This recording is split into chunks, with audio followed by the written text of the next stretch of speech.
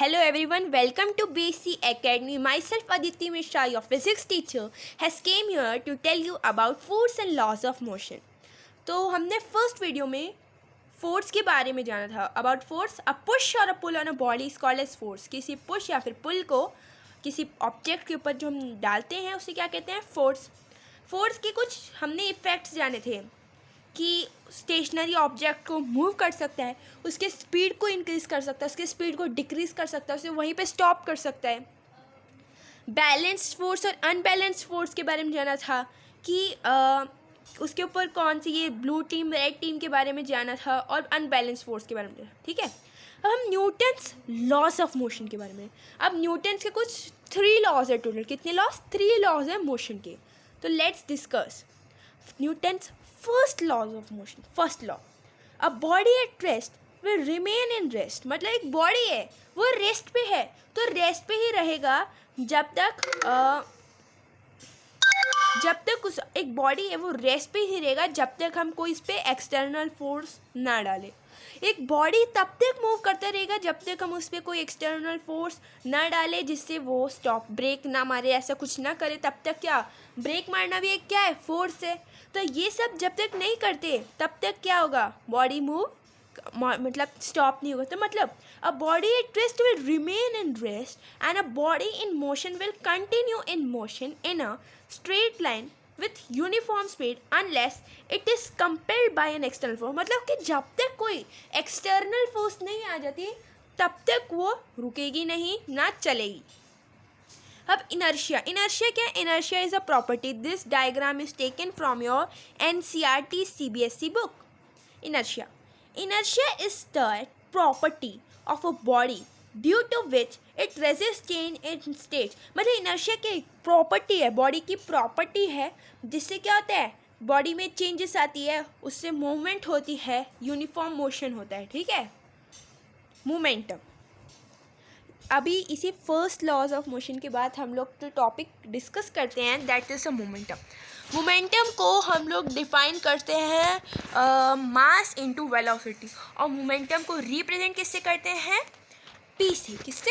P से. मास को M से और वेलोसिटी को V से. हमने वेलोसिटी के बारे में तो फर्स्ट चैप्टर में पढ़ा था.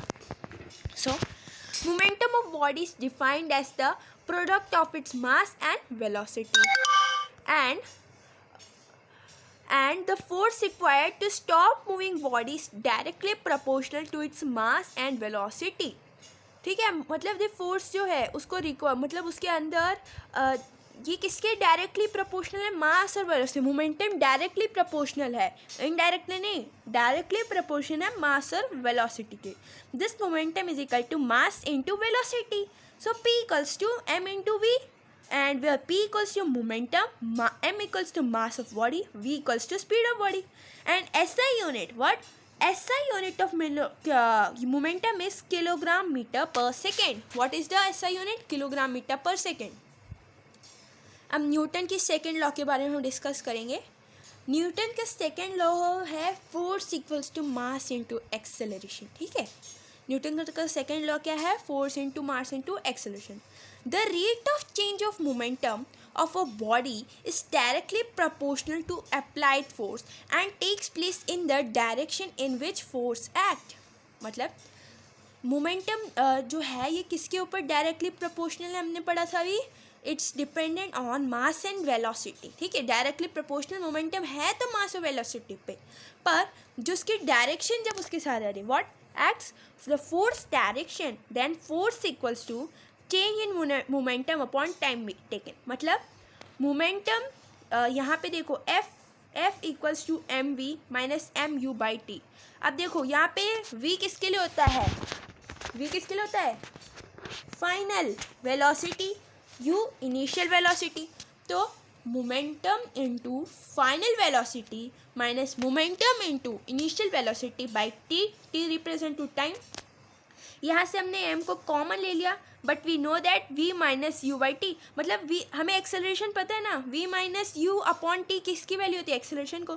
तो हमने इसको डायरेक्टली क्या लिख दिया? Force equals to mass into acceleration. And force की यूनिट होती है स्टूडेंट्स न्यूटन, मास की kg. ठीक है, एक्सेलरेशन का मीटर पर second square.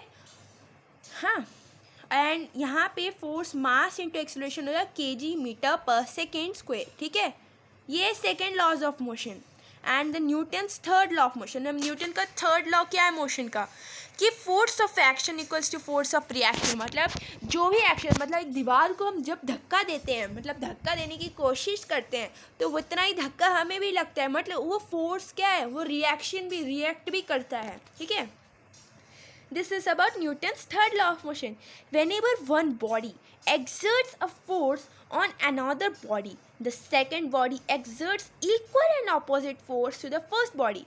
Or to every action there is equal and opposite reaction. मतलब कि अगर किसी ऑब्जेक्ट में हम कोई फोर्स लगाते हैं तो वही फोर्स हमें दूसरा ऑब्जेक्ट भी उतना ही फोर्स लगाता है। इसका मतलब ये हुआ कि जो भी एक्शन, मतलब एक दोस्त को हमने धक्का दिया तो उतना ही धक्का वो हमें मारता है। तो force of action equals to force of reaction. Example, जो एक रॉकेट है, जब ये आसमान में मतलब कि स्पेस में जाती है, तो देखो यहाँ पे क्या हो रहा है, works on the principle of action and reaction. As action क्या हो रहा है, action this heat is producing and reaction is that it's going upward.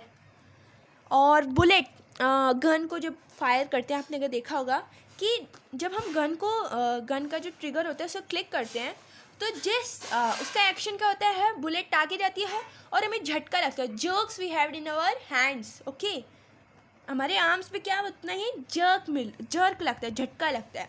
When a bullet is fired from the gun, a force sending the bullet forward is equal to the force sending the gun backward. But due to high mass of the gun, it moves only a little distance backward and gives jerk. ठीक है, ये तो मैंने अभी आपको समझाया। अब now we will talk of conservation of momentum. It means that total momentum before collision is total momentum after collision. मतलब जितना मोमेंटम कॉलिजन के पहले होगा उतना ही मोमेंटम कॉलिजन के बाद भी होगा। अब क्या है कंजर्वेशन, मतलब कि कोई भी चीज़, कंजर्वेशन ऑफ मोमेंटम, कोई भी चीज़ ना तो ख़त्म की जा सकती है ना पैदा की जा सकती है, ठीक है। When two or more bodies act upon one another, their total momentum remains constant provided no external forces are acting. मतलब जब दो या उससे ज़्यादा बॉडी एक दूसरे के ऊपर एक्ट कर रही है, तो उसका टोटल मोमेंटम कितना है, वही कांस्टेंट रहेगा, वही उतना ही रहेगा, ज़ीरो हो जाएगा, ठीक है। तो momentum is neither created not destroyed, ना तो इसे पैदा करते हैं ना तो इसे ख़त्म किया जा सकता है। So total momentum before collision equals to total momentum after collision. So this is the end of this chapter. Thank you, please like and subscribe my video and please उस बेल रिंग बटन को click कर दीजिए जिससे आपको सारी notification साथ साथ मिलती जाए कि नेक्स्ट वीडियो क्या है। मैंने आपके लिए मैथ्स के हीरोन्स फॉर्मूला के भी 2 लेक्चर्स अपलोड कर दिए हैं, आप उन लोगों को देख लीजिएगा जो कि आपके बहुत ही हेल्पफुल होगा।